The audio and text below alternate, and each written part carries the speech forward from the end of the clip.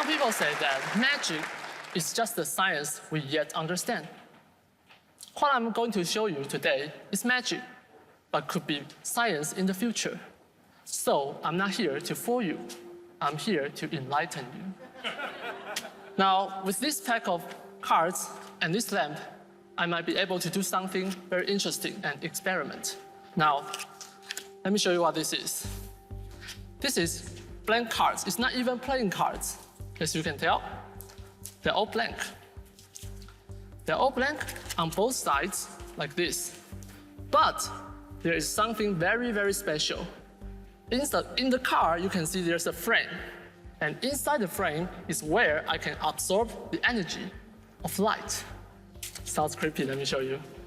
Now, let's start with red.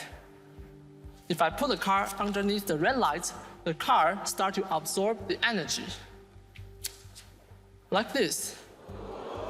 You turn red from blank. Thank you. Now, to show you again, like this, it goes in blank, and it comes out red. Now, I know, maybe it's too fast for you, so we must do some slow motion, right? Now, let's try this. To do slow motion, we're going to change a color, like blue. This is the weak blue light, so everything will happen very slowly. Watch this. One card, blank. Put it inside the light, like this. Gradually, you'll start to absorb the energy very slowly. Just like this. Thank you. Now, actually, because this is a weak light, so if we put it back, it's easy to fade away, back to white, like this. Gradually, you will see the car goes back to white again. Thank you. Now, if we really want black cards, we can use strong blue light. And it changed to blue very fast, just like this. All of a sudden, everything just changed. Of course, sometimes we make mistakes. For example, well, we have enough blue cards here. So if we want other color, we just switch it to green. And that's how it works. This is how I get my green card.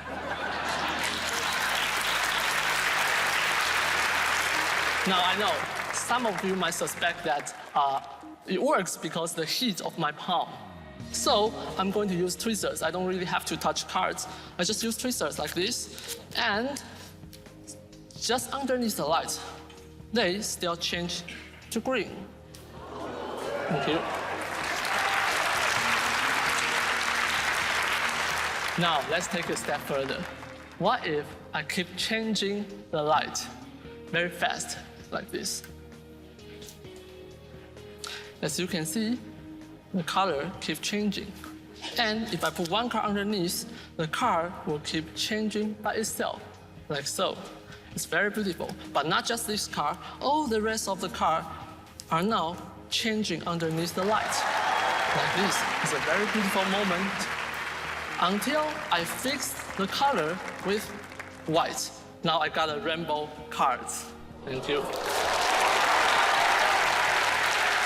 Now, for those who study, you might see something different here. Here I have only 3 colors, but they are not random 3 colors. They are green, blue, and red. That means if we put back to it together, it became white again, like so. Every card became back to white. Thank you.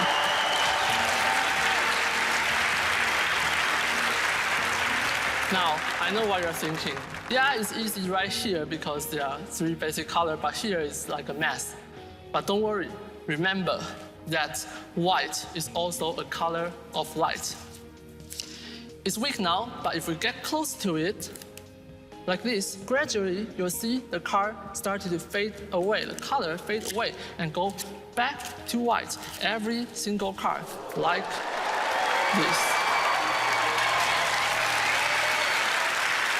Now, one more thing, one more very interesting thing. Have you ever heard of the invisible light? Also called like a radiation, microwave, or X-ray. What if I can put X-ray into the cards? Check this out. On the count to 3, I have X-ray like this. Now, you'll see that it doesn't change color now. The card became totally transparent like this. Not just one, but the rest of the deck, I got 2, I got 3, I got 4. Every single card now is transparent. Thank you very much.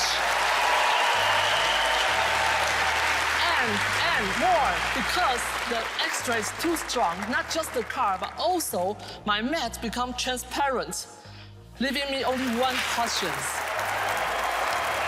Did I fool you?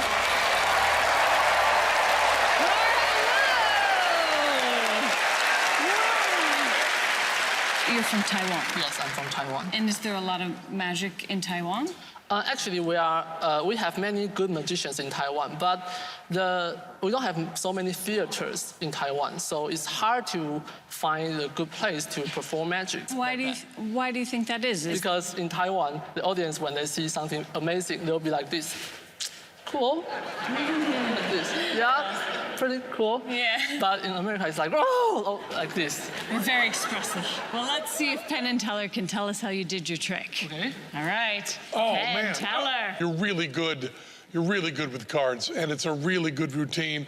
And even though it wasn't card magic, you were doing a lot of traditional card moves, and it amazes me that you're doing traditional card moves with rubber gloves and tweezers, which is just mind-blowing. And in terms of the plot, what we thought was fascinating was your light is your magic wand. It's the make-believe that makes the trick work. It's the cause and effect that you've laid out with a magic wand. Except magic wands never do anything. In a couple cases during this routine, the light actually did do the magic. And it's a really wonderful routine with a great plot all the way through. And I don't want to get hung up in any clever puns or anything, but I think we can say that you were doing wonderful card magic with rubber gloves and tweezers, and your light was not only a magic wand, but also a magic device. Well, I don't speak that language. Do you? Because I don't understand that. Yeah, I think they get it. They get the point. Wow. Well, thank you so much. Wow. Horret Wu! Thank you.